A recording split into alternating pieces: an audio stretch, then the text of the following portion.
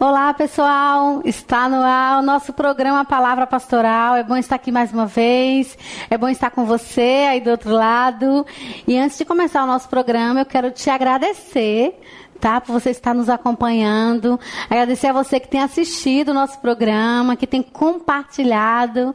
E é isso aí, eu quero pedir a você que toda vez que você assistir um desses nossos bate-papos, que você não retenha, não guarde isso só para você, tá? Compartilhe com seus amigos, deixe o seu like, compartilhe para que mais pessoas possam ser abençoadas também, como eu sei que você tem sido pelo nosso programa, tá bom? E hoje está aqui conosco a nossa queridíssima pastora Geisa Carneiro. E se pastora Geisa está no estúdio do Palavra Pastoral, você sabe que nós vamos falar de adoração, né? Então, seja muito bem-vinda, pastora Geu, como eu chamo, né? Geu, minha amiga. Seja bem-vinda e o público é todo seu, fique à vontade. Obrigada, Neuma. É um prazer estarmos aqui.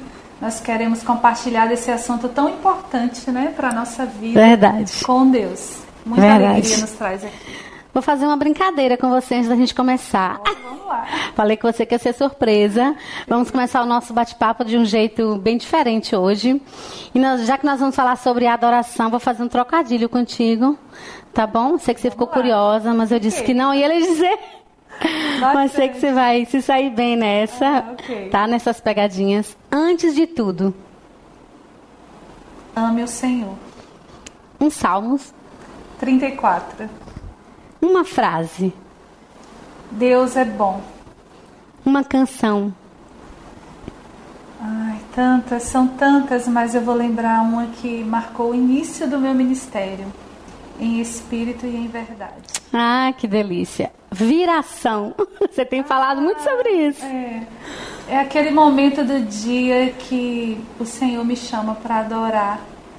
Que vem a gratidão no coração, porque é o momento que o dia vai embora, né? E a noite chega e a gente começa uma nova contagem. Que a gente lembra muito de adorá-lo quando a gente acorda, né? Quando a gente desperta. Sim, é um momento de gratidão, mas na viração do dia sempre vem algo especial nesse tempo, né? Chamado para adorar. Que bom, pronto, é isso aí. Então vamos para o nosso bate-papo. Vamos lá. Fazer umas perguntinhas para você sobre adoração. Eu quero começar perguntando o que significa adorar a Deus, porque eu posso adorar qualquer coisa, né? Se adora até animais, mas adorar a Deus, o que significa isso? A palavra adoração, ela é bem ampla e adorar a Deus, ela tem... Adorar a Deus fala conosco sobre alguns aspectos. De, primeiramente, amá-lo acima de tudo. Sim. Decidir obedecê-lo, agradá-lo. E é impossível amar a Deus e não expressar. Então, a adoração fala do meu amor e da minha expressão de amor a Ele. Amém. Tudo que eu faço para expressar esse amor a Deus, seja cantando, orando, cuidando de outros, né? Dando uma palavra de vida, tudo isso envolve a minha expressão de adoração ao Senhor. Muito bom, é isso aí. Pastora Geisa, me diz, quando foi na Bíblia, onde está escrita a primeira menção sobre adoração, quando foi que a Bíblia registrou pela primeira vez um culto de adoração a Ele? Esse texto ele é muito importante a gente lembrar, porque a gente liga muito adorar com cantar. E a primeira vez que apareceu a palavra adorar na Bíblia, não tinha música. Não tinha. Nós temos 2 livros na Bíblia que eles se referem ao início, né, da humanidade, que é o livro de Gênesis e o livro de Jó. Eu acho que a maioria não sabe, mas Jó viveu na época dos patriarcas, né? Sim. Alguns historiadores falam que ele viveu até antes de Noé.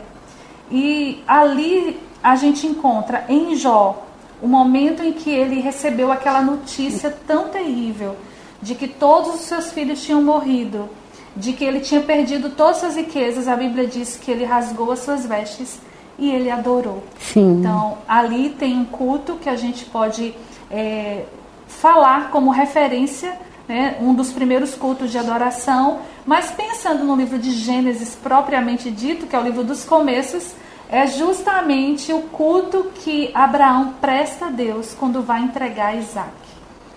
É muito tremendo esse texto, porque ali não tinha público. Verdade. O único público era Deus, né?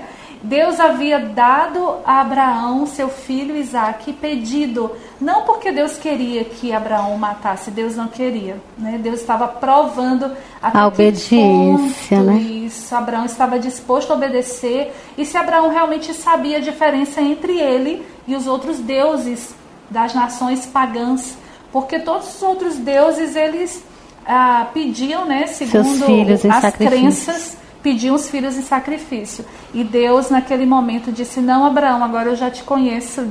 Ele já conhecia, mas agora eu sei que realmente você me teme. E a Bíblia diz que ali, no livro de Gênesis, é a primeira vez que aparece a palavra adorar, porque Abraão está subindo para o monte para entregar Isaque e diz aos servos, né, vocês fiquem aqui, porque eu vou subir para adorar e depois eu voltarei. Então é um contexto de obediência, né? Verdade. É o primeiro culto de adoração. E é bem interessante você fazendo essas duas ligações, Jó e Abraão, porque foram dois casos onde eles adoraram a Deus em um momento nada fácil. Porque adorar a Deus quando tudo está bem, quando está tudo dando certo, está tudo arrumadinho na sua vida, é muito fácil. Mas aqui Abraão diz: nós vamos subir para adorar a Deus, sabendo eu vou entregar o meu filho, o filho que eu esperei a minha vida inteira. Promessa, em sacrifício, né? Exato. Vou abrir mão da promessa.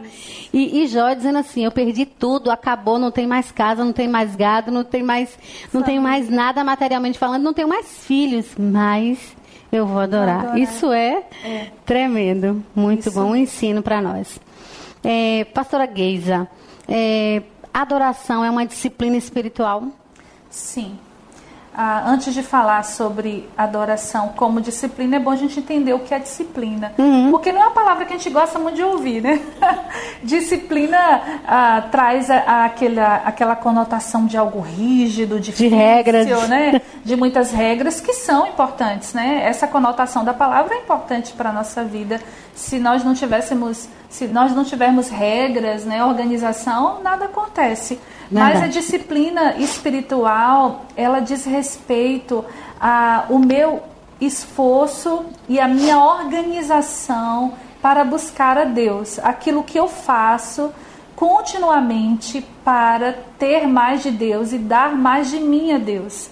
Então a oração é disciplina espiritual, meditar na palavra é algo que me ajuda, que precisa de esforço, sim, não é?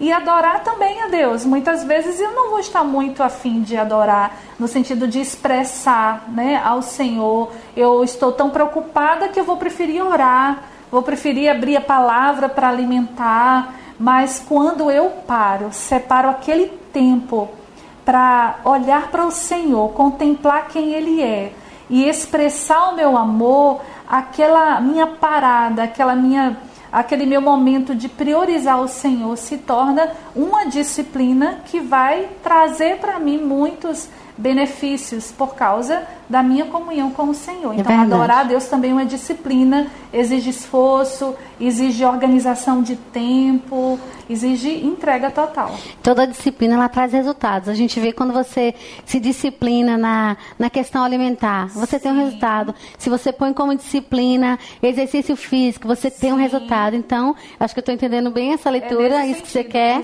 passar para a gente, que adoração como disciplina, né, ela precisa ser uma realidade na nossa vida, porque a adoração muda a nossa história, né? Muda. Precisamos muito aprender sobre isso. Perseverar, né? Disciplina exige perseverança. Exatamente. Não é começar hoje e parar amanhã. Isso. Com certeza. Tem que ter foco. Vamos lá. Qual é a relação? Queria que você falasse com a gente. Qual é a relação entre adoração e culto? Se a gente for no dicionário da nossa língua, ele vai dizer que é a mesma coisa, né? Então, a gente procura lá culto, aí vai ter adoração, vai ter veneração, né? A gente vai entender pela nossa língua que há essa relação direta. Que os dois estão ligados. Culto e adoração, adoração e culto. Sim. Né? Então, quando nós formos cultuar, nós precisamos entender que nós estamos ali para dar a Deus, para prestar honra ao Senhor. A entrega. A entrega, porque adorar a Deus é isso. Existem muitas palavras na Bíblia, no hebraico, para representar o significado de adorar. E todas elas falam de se render, todas elas falam de entregar, de se prostrar. E no culto, é isso que nós estamos fazendo, dando o nosso tempo, a nossa vida. Nós precisamos no culto expressar o nosso louvor ao Senhor. E culto é adoração.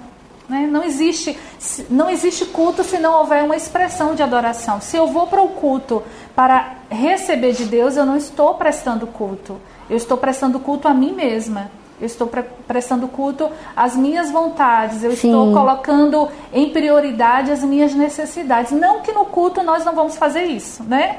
Porque no culto tem o momento da oração, tem o momento da gente receber a palavra. Mas o culto, prioritariamente, é para eu render ao Senhor a minha vida. Sim. Para eu honrar o Senhor, para eu cantar a Ele, para eu declarar o meu amor e expressar todo o reconhecimento que eu tenho de quem Ele é. Ok. Eu gostaria que você falasse um pouco dentro de tudo que você conhece sobre a área, né? Tudo que você tem recebido de Deus, né? Através da adoração e sobre a adoração. A Bíblia diz lá em João capítulo 4 que Ele procura verdadeiros adoradores. Como é que eu sei que a minha adoração ela está sendo aceita por Deus? Esse texto é maravilhoso, a gente ama, né, Nilma? Demais. Nós amamos esse texto e a gente estava conversando aqui sobre ele há pouco. Ali foi um momento em que Jesus, ele fala claramente sobre adorar a Deus. Em nenhum outro texto ele expressa isso de maneira tão clara. Sim. E ele estava conversando com aquela mulher que não era de Israel, que tinha tido um ensinamento desde a infância sobre o lugar de adorar, né? Sobre os rituais da adoração. E na conversa com Jesus ela percebeu que ele era diferente. Ela ainda não tinha o conhecimento total de que ele era o Messias, mas na conversa ela disse: vejo que és profeta. Então ele já tinha tocado o coração dela com a unção, né, que estava nele. E ela resolveu tirar dúvida. Eu fico imaginando aquela mulher conversando e pensando assim... Também. Não é? Eu acho que ela tinha essa dúvida há muito tempo. Porque ela poderia perguntar qualquer coisa, né? E ela perguntou onde adorar. Então havia nela uma sede de adorar a Deus. Mas o conceito de adoração para ela estava muito limitado ao lugar, porque é algo que ela recebia. E às vezes assim estamos nós, não é? A cultura, né? Aquilo que a gente recebeu. A gente se esforça para adorar, para orar, para expressar o Senhor, nosso amor. Quando estamos num templo, não. A adoração deve ser constante. E quando Jesus fala adorar em espírito, ele não diz, Deus procura os adoradores, o Pai procura, mas Ele procura, como você bem frisou, os verdadeiros, porque existe sim falsa adoração, existem os falsos adoradores, aqueles que adoram até com sinceridade, porque reconhecem que há um Deus, mas que na sua vida prática eles não vivem em verdade. Então, adoração em espírito e em verdade, que Jesus quis dizer ali, eu entendo como sendo adoração que é fruto de um relacionamento com o Pai, porque ele diz adorar ao Pai, não é ao Deus de Abraão, Isaac e Jacó, não é? Ele não usa expressões que os próprios judeus sempre usavam, os fariseus ensinavam, os saduceus, os religiosos da época, mas ele chama Deus de Pai, e aquilo era um escândalo para o povo da época, e ele está levando aquela mulher a um entendimento mais profundo sobre adorar a Deus, que parte do relacionamento. Então, quando ele fala em espírito, você pode perceber que a palavra espírito não está com letra maiúscula. Então não está falando do Espírito de Deus. Está falando do nosso espírito que nasceu de novo. E agora nós somos filhos e temos livre acesso à presença dele. E quando ele fala em verdade, ele diz, olha, você já nasceu de novo, você é filho, você é guiado pelo Espírito, não anula isso, mas tem que ser verdadeira. Aquilo que você, a sua adoração, aquilo que você fala para Deus, aquilo que você expressa para Ele no culto, tem que ser confirmado com a sua vida. Então eu não posso ir ao templo, era o conceito que ela tinha, né? Os samaritanos tinham construído um templo no Monte Gerizim, enquanto os judeus adoravam em Jerusalém. Então ela poderia ir àquele templo, mas o que ela fizesse lá precisava ser algo que é confirmado com o dia a dia, com uma vida de santidade, de obediência aos mandamentos do Senhor. Então, isso que Jesus quis dizer sobre adorar ao Pai em espírito e em verdade. É verdade. E isso me lembra todas as vezes que o profeta, né, os profetas falaram sobre a adoração apenas de lábios, né? Isso. Você vê que Isaías fala, Jeremias fala que o povo me adora, né? Só com os lábios, mas o coração está distante de mim. Então, e Jesus repetiu esse texto, né? Exato. Ele foi bem duro com a geração dele, porque o povo estava acostumado a ir aos templos, mas vivia uma vida sem justiça, sem andar na justiça do Senhor, sem obedecer às leis do Senhor, os mandamentos do Senhor. Como você falou já de andar na justiça do Senhor, aí eu preciso fazer essa pergunta, porque você fala muito sobre que nós como cristãos, como filhos, como adoradores, precisamos produzir frutos, né? Que nós somos conhecidos por eles, isso é muito uma fala sua. E como é que eu identifico em mim essas características? Como é que eu entendo, né? Porque a gente falou sobre... quando é que eu entendo que a minha adoração é aceita? E como é que eu sei que eu estou produzindo isso, que eu tenho as características visíveis de um adorador? É muito bom ouvir o que as pessoas falam, ouvir o testemunho próximo, porque os frutos são para os outros comerem, vamos dizer assim, né? Estou usando apenas uma analogia. Então, eu produzo fruto, eu sou uma árvore, produzo fruto, mas a árvore não come o fruto. Isso. Então, quem está à nossa volta? O que é que tem dito, né, sobre nós? Porque o fruto que o Espírito Santo gera em nós, ele produz paciência, né? Ele produz sabedoria, alegria, domínio próprio, ele produz longanimidade, bondade, fé. Então, quando eu estou em comunhão com o Senhor, em verdadeira adoração, é nítido isso. Não quer dizer que eu não tenha falhas, mas que eu estou num processo contínuo de gerar os frutos do Espírito na minha vida, através de mim. E eu preciso desta disciplina de adoração, porque é na presença de Deus que eu vou me encharcar com Ele, né? Com a glória dEle, ser transformada por Ele, me encher dEle para derramar da vida dEle para os outros. Verdade. Gayle, no seu livro, Adoradores e Ministros Mantendo o Fogo Aceso no Altar, você fala sobre a nossa responsabilidade como sacerdotes de Deus na terra. Eu queria que você falasse um pouco sobre isso, né, com o nosso público. Isso, olha, nós somos sacerdotes. Quando nós dizemos, Jesus, eu entrego minha vida a Ti, Ele disse, pronto, agora você se tornou filho de Deus e meu sacerdote na terra. Porque o sacerdote é aquele que representa Deus e que cuida do lugar de encontro com Deus, né? Que cuida do que é sagrado e manifesta a vontade do Senhor. Então a Bíblia está repleta de textos que falam de cada um de nós, da igreja, como sacerdócio real. E nós precisamos cuidar bem do altar, que é o nosso coração. Tirar as cinzas, colocar a lenha, que é a oração, que é a palavra, para que o fogo da presença do Senhor continue, né, aceso em nós. A expressão sacerdote é muito forte no Antigo Testamento. E Deus, quando tirou o povo do Egito, Ele se preocupou em dar logo ao povo, logo no início da caminhada, as suas leis, não é? E Ele falou com Moisés sobre esse lugar de encontro. E depois daquela experiência tão triste com o bezerro de ouro, Deus escolheu uma tribo para ser a tribo sacerdotal. Mas Deus não queria só a tribo de Levi, né? Deus queria o povo todo. Deus havia escolhido, antes ele fala sobre isso, há um relato no texto bíblico, de que Deus havia escolhido a nação de Israel para proclamar as maravilhas dele sobre a terra. Essa é a função do sacerdote. Mas por causa da idolatria, Deus separou aqueles que foram firmes contra a idolatria, que foi a tribo de Levi. Está lá em Êxodo, a partir do 32, capítulo 32, você que está nos acompanhando pode estudar esse texto. E a partir dali a tribo de Levi começou a representar todos aqueles que um dia viriam se tornar filhos, que hoje é a igreja. Então a igreja hoje representa a tribo de Levi. A igreja hoje é esse povo sacerdotal. E para mim, Neuma, o que mais forte representa isso, a minha função como sacerdote, é que se o sacerdote, ele cuidava do lugar de encontro do povo com Deus, não é? se o sacerdote era responsável em manter o fogo aceso no altar. Onde eu estiver, as pessoas vão ver em mim a manifestação de quem Deus é. E Verdade. assim vão ter esse encontro com o Senhor, seja no trabalho, em casa, na escola. Então nós somos esses sacerdotes, nós temos a função de adorar e de interceder, independentemente do lugar. Verdade, muito bom.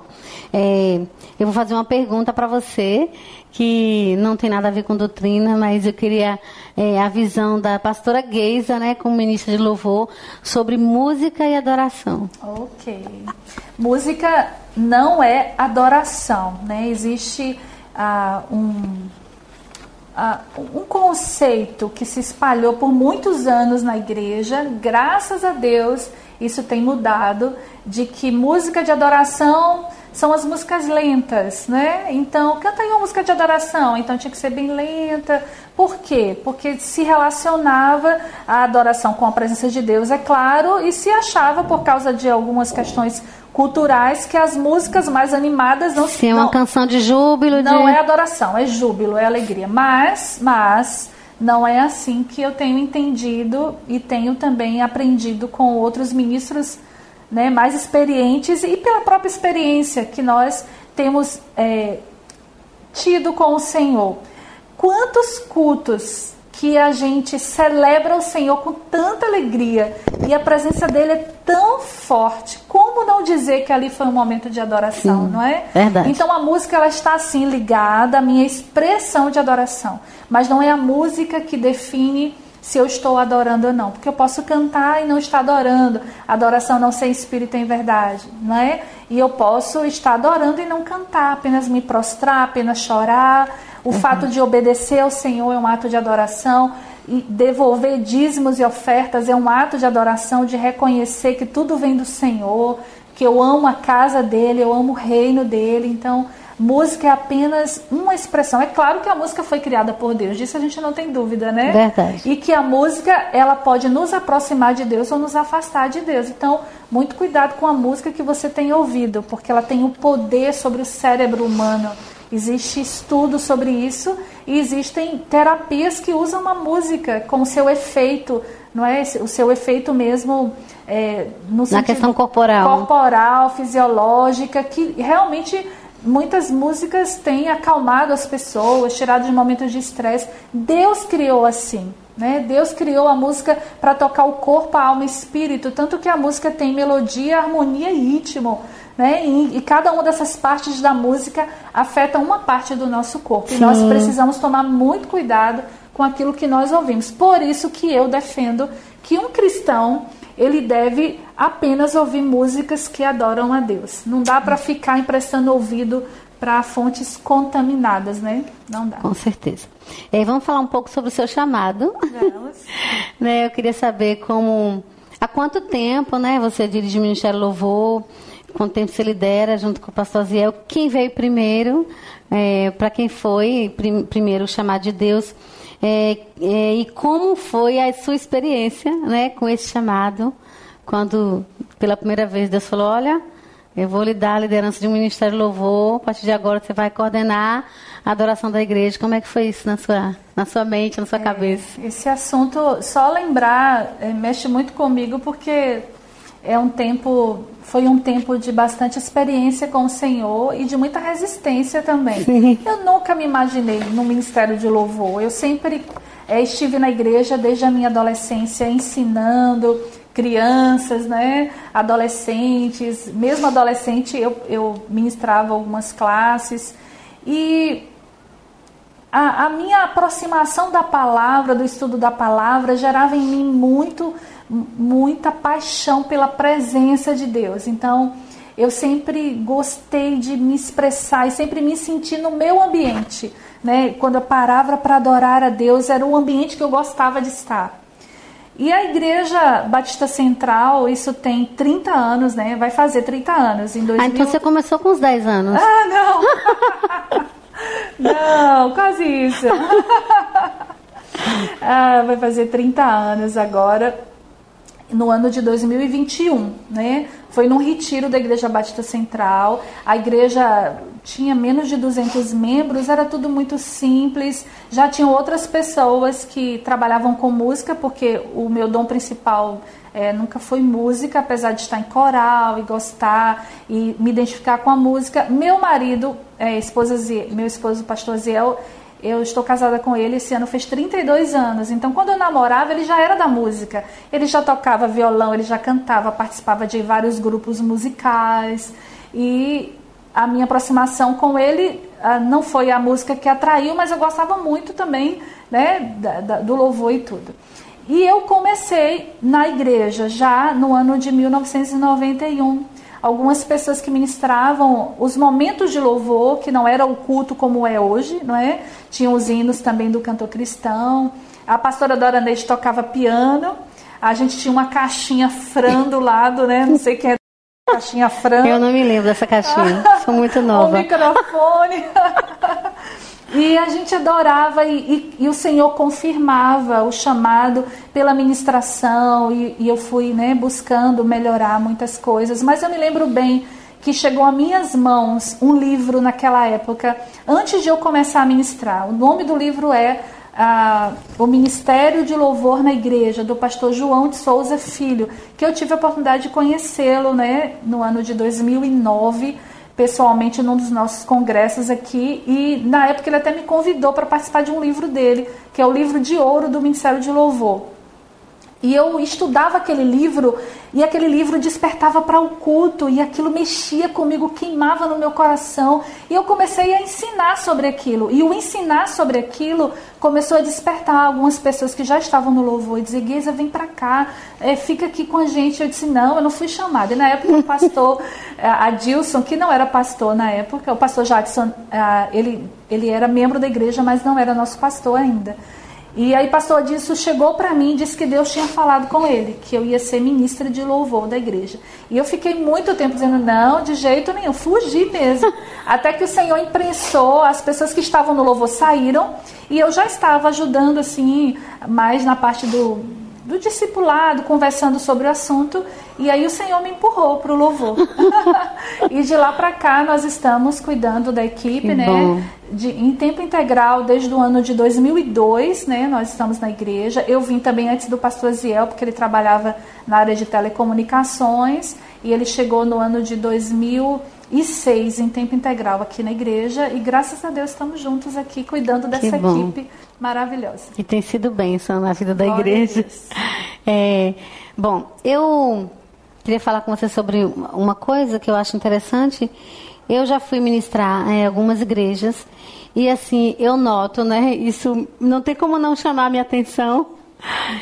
Eu vejo um ministro de louvor, o pessoal subindo para ministrar quando o culto já está começando, e já vi subir, pegar o instrumento com o culto já em andamento e começar a ministrar. E assim, eu estou há mais de 20 anos aqui na igreja e percebo que vocês, né, desde quando o culto era lá em cima, tem essa, como é que eu digo, esse princípio do céu, né, de chegar 1 hora antes do louvor para orar.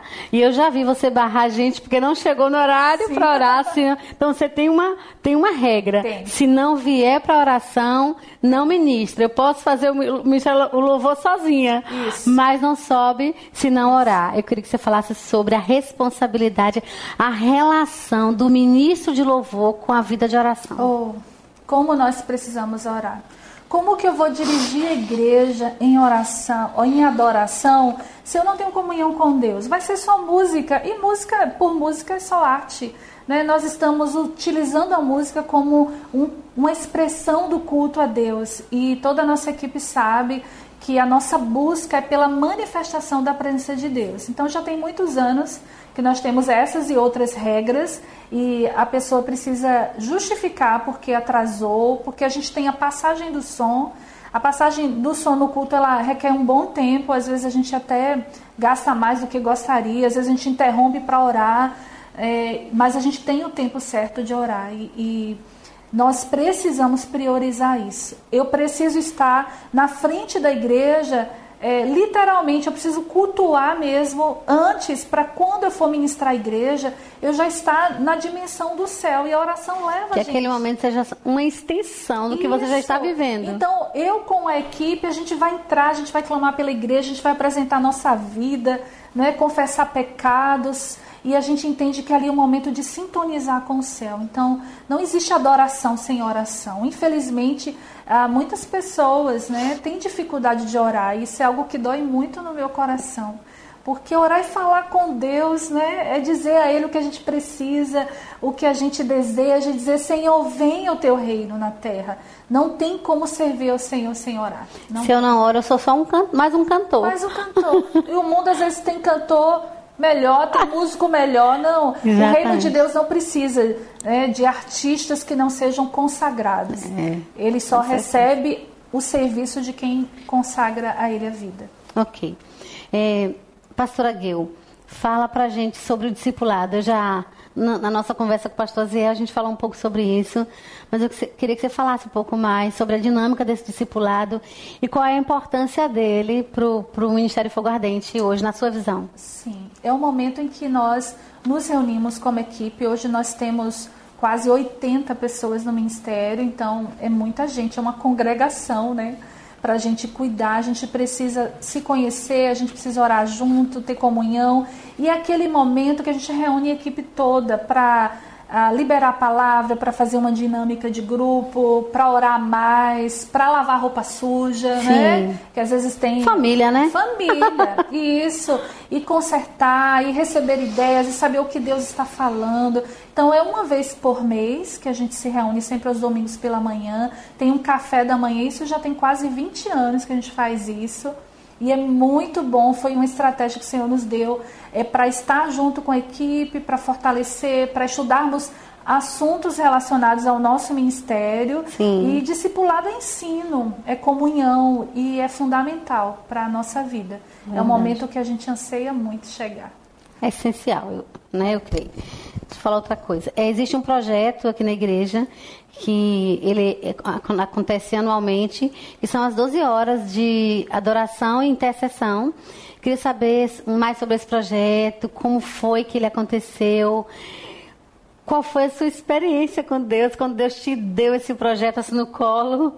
Conta pra gente como foi. É outro chamado que queima no coração. Nós não fazemos porque estamos acostumados a fazer desde o ano de 2005 que nós começamos. Vamos fazer 15 anos agora em 2020. E nós já estávamos entendendo o nosso papel profético como ministros de louvor aqui na cidade, em contato com outros ministros, porque eu gosto muito de ter esse contato com ministros da cidade. Eu amo a companhia deles. A gente começou a conversar, se reunir para orar, e nós lembramos da nossa função como ministros sacerdotes, né? Adorar e interceder. E o que é que nós temos feito pela nossa cidade num dia em que a cidade é consagrada a um ídolo? Uhum. E aquele ano foi muito forte, que nós deveríamos limpar os céus da nossa cidade. Enquanto um ídolo estava sendo levantado, os adoradores que estão nas igrejas locais, porque os ministros de louvor que participam dessas 12 horas são ministros que servem nas suas igrejas locais, porque a base do reino de Deus na cidade é a igreja, né? Então nós começamos a convidar algumas igrejas, e várias têm participado. A gente tem um grupo que a gente chama de Aliança de Ministros de Adoração. Alguns saíram por estarem em outros estados, outros chegam, e a gente sempre se encontra para fazer esses turnos, porque nós cremos que independentemente, e a gente não se importa, viu, Neumi? A gente não se importa se a igreja vai estar cheia. Eles vêm consciente, olha, se no seu horário só tiver 10 pessoas, é o Ministério de Louvor que está levantando um trono, né? Sim. E a gente tem feito, perseverado, se preparado, porque é um dia de batalha espiritual, e a gente vai fazer isso até Jesus voltar. Né? Amém. Muito bom mesmo. Você é muito apaixonada pela EMAN. Sim. A escola que Deus lhe deu, assim, foi uma estratégia do céu. E quando você fala de EMAN, eu sempre digo isso, né? Você pode estar falando de chocolate. A gente está entendendo que somos duas pessoas apaixonadas por chocolate. Mas você deixa a gente de água na boca quando você fala desse curso. Eu mesmo morro de vontade de fazer. Né? Eu sei que eu posso fazer, você já me disse que qualquer adorador pode fazer. Pode. Não precisa ser ministra de louvor. E vou fazer, quem sabe 2021 eu tô lá. Sim. E eu queria que você falasse um pouco mais sobre a escola, deixasse o povo de casa tão apaixonado como eu fico quando você fala. A irmã é a nossa escola de ministros de adoração e música. Desde o ano de 2004. Na verdade, começou no ano 2000, quando eu participei do primeiro congresso de louvor diante do trono, no meio daquele avivamento que Deus estava fazendo da adoração no Brasil. E lá tinham umas oficinas, durante alguns anos o Diante do Trono fez isso. Algumas oficinas para quem é líder, para quem é back, para quem é do som, para quem é coral, para treinar. Sim, nas áreas específicas. Nas áreas específicas. E aquilo já me despertou. E eu comecei a pensar na minha cidade, na minha igreja. Eu disse, Senhor, acho que a maioria não consegue viajar, né? Porque existe um custo. E aquilo já ficou queimando no meu coração. No ano de 2004, eu decidi voltar a BH, mas não mais para o congresso. Eu fui para o congresso Diante do Trono umas 7 vezes, em anos intercalados. Mas em 2004 eu participei de uma escola chamada Escola Adorando, que até há poucos anos existia, da Tristão, Ministério Asas da Adoração, e foi tão impactante, 15 dias de manhã, de tarde e noite, de palavra voltada para o caráter do adorador, aulas também dinâmicas de música, e aquilo foi um divisor de águas na minha vida, na vida do pastor Aziel. No ano de 2005 nós fomos de novo, um ano depois, né? E a vontade de buscar mais, porque a gente queria não um ministério despreparado, a gente queria, e a gente entendia que o Ministério de Louvor ele tem um peso pastoral, um peso de ensino, assim como o pastor precisa se consagrar, estudar, não tinha curso, tem curso de teologia para pastor, mas tem curso para ministro, né? E aquilo queimava no meu coração, porque o meu chamado principal é o de ensino, né? E aí a gente chegou em 2005, cheio de informações, conhecimento, experiência. A gente começou a trabalhar com a nossa equipe, mas veio aí a ideia, por que não fazer uma escola para nossa equipe e para espalhar para a cidade? Fantástico. Porque a escola, hoje nós temos a cada ano quase 45 igrejas diferentes, né? A gente está em 2020, desde 2017 nós mudamos a sala porque a procura era grande. E o Salão Gênesis já está cheio, já né? Já está cheio. A gente começa com 120 alunos e muita gente fica para depois. Tem 3 anos que as matrículas acabam em 2 dias. Isso para nós é a confirmação do chamado de Deus, né? Amém. Que Ele está feliz com isso. E a gente começa a passar para eles. Eu amo demais, irmã. E a gente passa para eles o que Deus tem passado e a gente aprende tanto. E eu creio que o ambiente da escola, a gente está num período de aula online agora e a gente vai aproveitar essas aulas para lançar o curso online também, mas o curso presencial é uma atmosfera tão gloriosa, né? Eu tenho uma equipe abençoada de pessoas do nosso Ministério Fogo Ardente, que já fizeram EMAN, que me ajudam na intercessão, no apoio, ministrando aulas, né? Os nossos pastores aqui ministram, a gente divide esse ministrar para que a EMAN seja bem enriquecedora. E os testemunhos que nós ouvimos são fantásticos. A semana passada eu recebi uma mensagem de uma aluna de outra igreja. Ela disse, pastor, eu queria estar no presencial, né? Mas eu tenho sido tão transformada com Deus. Como eu queria ter conhecido a irmã antes. Eu digo, Senhor, não nos deixa parar. Não nos deixa, porque o Senhor realmente libera muito. É adoração, é caráter. Tem aula de musicalização. Eu tenho 2 professoras maravilhosas que se dão voluntariamente, né, para essa aula, que é a pastora Dora Neide, que é professora de música, né, da nossa universidade, é coordenadora, uma das coordenadoras do curso de música, a Propati, que também é bacharel em música, então elas enriquecem demais, né, e tantos outros que nos ajudam. E a irmã é isso, é a menina dos nossos olhos, né. Deus é maravilhoso. E o programa Palavra Pastoral também a gente chora, gente. Chora. A gente não só bate papo, assim, a amiga chora e a outra chora junto, desse jeito. Pastora Geu, como o nosso programa é Palavra Pastoral, pastor não pode passar aqui no nosso estúdio e não deixar uma palavra, uma rema de Deus para o povo de casa, né? Então, o povo é seu, E a palavra é de Deus para eles. Amém. Eu queria que você ministrasse, né, uma palavra para a gente. Amém. Com o tema propósitos da adoração. Aleluia. É muito importante nós adorarmos a Deus com conhecimento. Porque a adoração, ela envolve a nossa emoção, mas ela é também racional. Adorar a Deus começa do momento em que eu conheço a Deus, em que eu entrego a minha vida a Ele. E Deus, Ele requer de nós adoração, não porque Ele precisa, mas porque o propósito da adoração é que nós desfrutemos da glória de Deus. Amém. A adoração, ela tira a gente da dimensão da terra e nos coloca na dimensão do céu.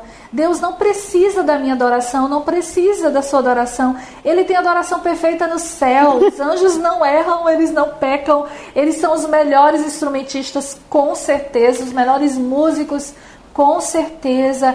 A atmosfera do céu, a atmosfera de glória. E mesmo assim, Deus nos fez a sua imagem e semelhança para manifestar quem Ele é na terra. E a adoração nos aproxima de Deus e nos faz desfrutar de quem Ele é. Porque não existe ninguém, nenhum ser natural ou sobrenatural tão glorioso como o nosso Deus. Amém. Não há nenhum prazer que nós possamos desfrutar maior do que a presença de Deus. Então, Ele requerer de nós adoração nos faz lembrar do grande amor dEle. Porque só um Deus que ama quer a sua criatura, o ser criado, aquele a quem Deus criou, né? Que a Bíblia diz que nós somos a coroa da criação, que Ele nos fez de mais precioso perto dEle. Deus nos ama e adorar a Deus é uma resposta ao seu amor por nós. Então não perca tempo de adorar o Senhor. Acorde adorando, agradecendo, livre-se de toda murmuração, de toda reclamação. Troque todas essas palavras que não edificam por louvor ao Senhor. Faça da adoração uma disciplina espiritual e experimente da glória de Deus na sua vida. Amém. Glória a Deus. Muito bom. Acabou. Oh.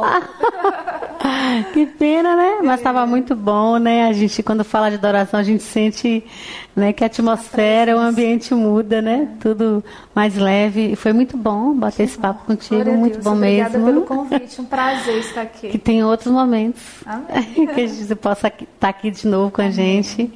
Tá? E esse foi o seu programa Palavra Pastoral.